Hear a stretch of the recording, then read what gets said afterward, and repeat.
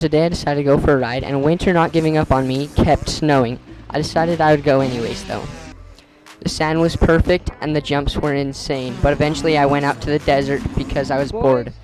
I found this huge puddle. Here to video me, because if my bike dies, then I won't be able to get home. Anyways, I kept riding and I finally went home, and my bike was absolutely mucky. I could not wash it off. It took me forever. Like and subscribe if you want to see more.